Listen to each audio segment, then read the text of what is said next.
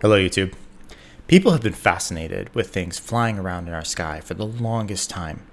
In this video, we're going to be exploring what ancient people must have been thinking, given their knowledge at the time about science or lack of knowledge, and how they must have come to some of their conclusions, which in this video we might find are actually pretty logical.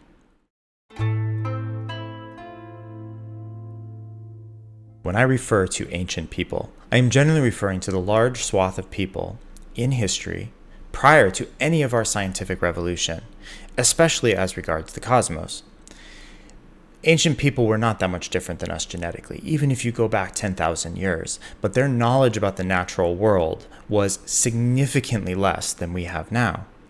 Even today, you can go out and you can find tribes of people that have been cut off from the rest of our modern civilization, and you can get a glimpse as to how people might have been thinking a long time ago.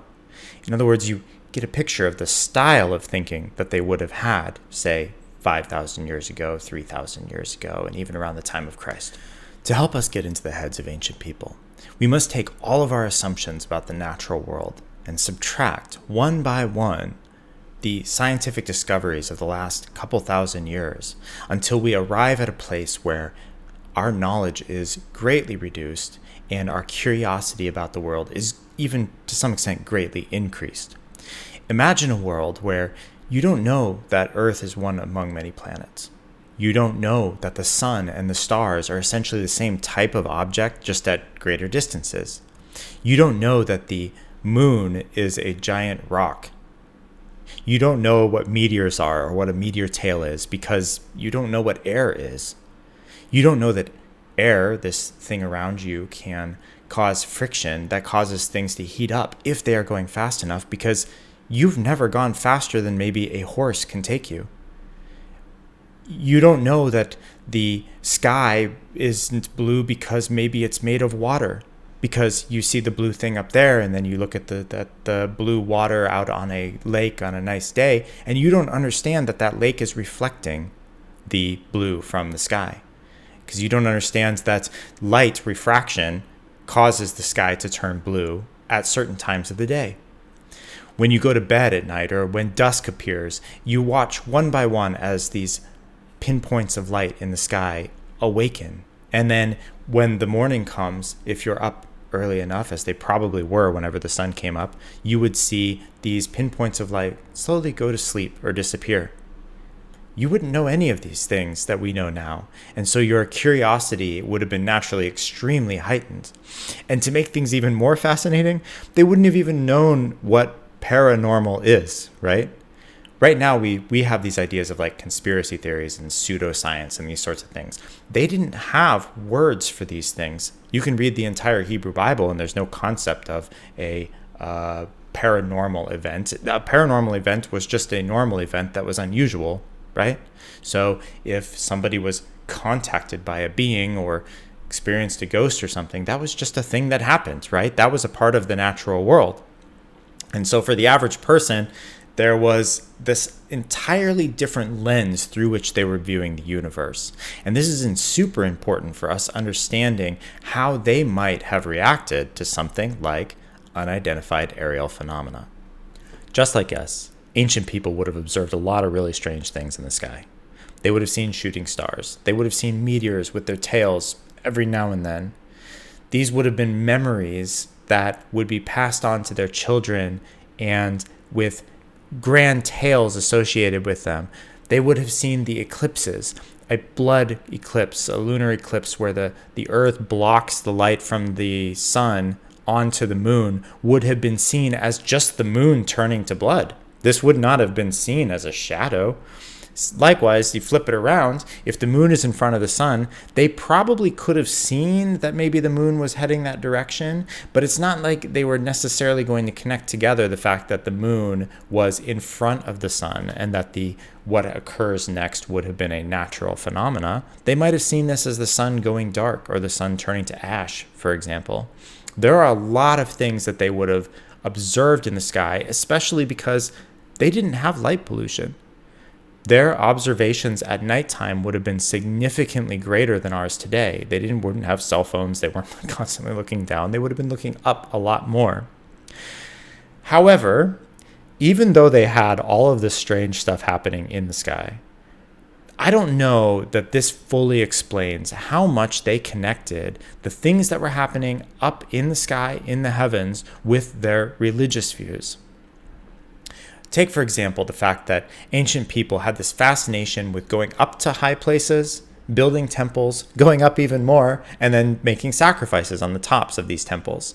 They would often align their temples and their megalithic structures with the stars to point in particular directions, to measure time and measure generations and to make predictions about the future.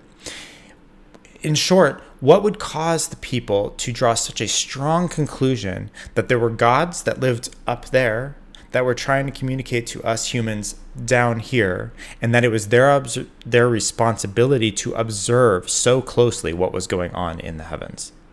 Before we answer that question, we need to take a little side tangent into the concept of cargo cults.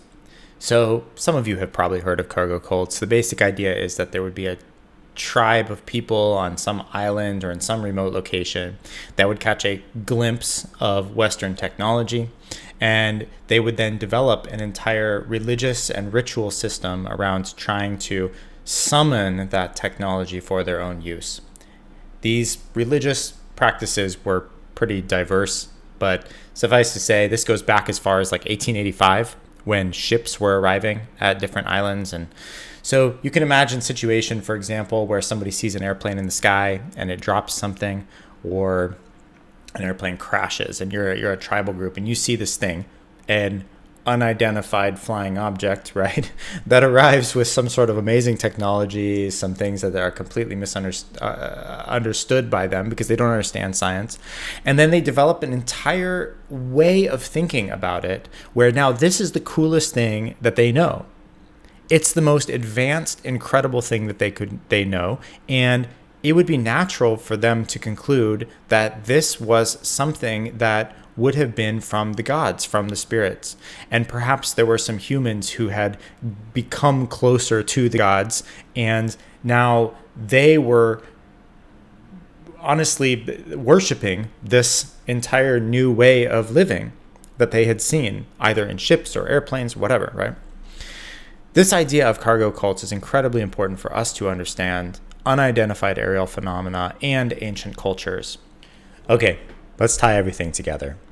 Imagine for a moment that all of the unidentified aerial phenomena that people are observing today was also being observed back then in ancient cultures.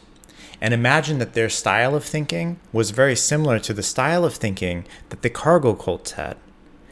So let's take a simple example. A lot of people today have observed pinpoints of light in the sky that are moving around. Sometimes these are moving in formation. And imagine you're back then and you're observing the sky, as you probably do, and you see these pinpoints of light darting around, doing different things. Just like the cargo cults concluded that there was something going on that they needed to pay attention to, these people would be concluding this too. This would not be some strange conclusion that they would be coming to. They'd be like, wow, okay, I see some things that look like all the other stars that are moving around. So naturally, maybe some of these stars are alive, or maybe all of them are alive. We don't know, right? So, and then occasionally, just like some people have with UFO experiences today, you have people that receive messages. There's a story of at least one person, a guy over at Project Unity named Jay, who talks about how he saw some orbs in the sky and these orbs came down and observed him, right? Imagine that was also happening in ancient history. And so what would you conclude, right?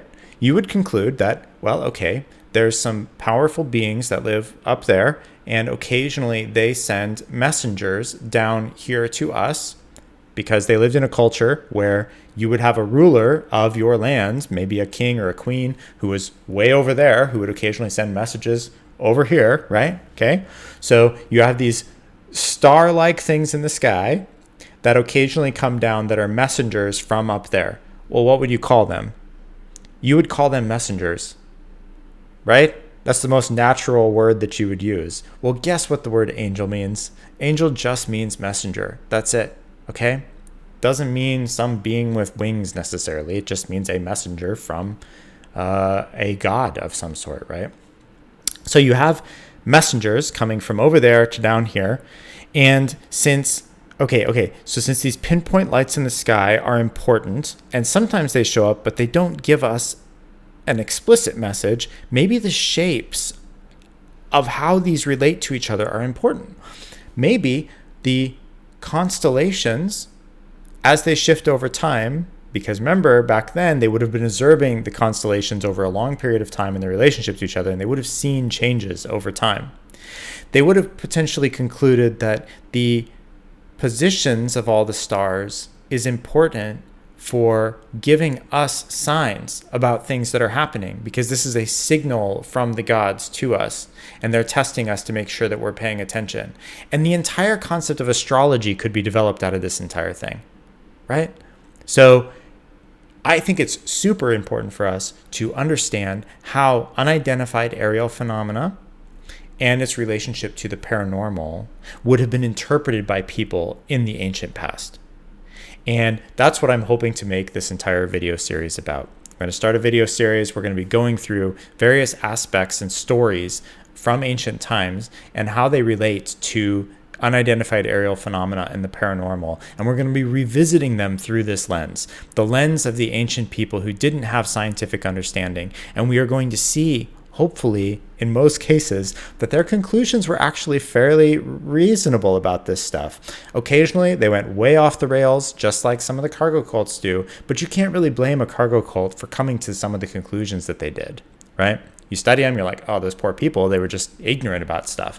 I think it's the same thing with a lot of the stories that we hear about the ancient past for humans. So I hope you stick around for these videos, and I'm really looking forward to making them.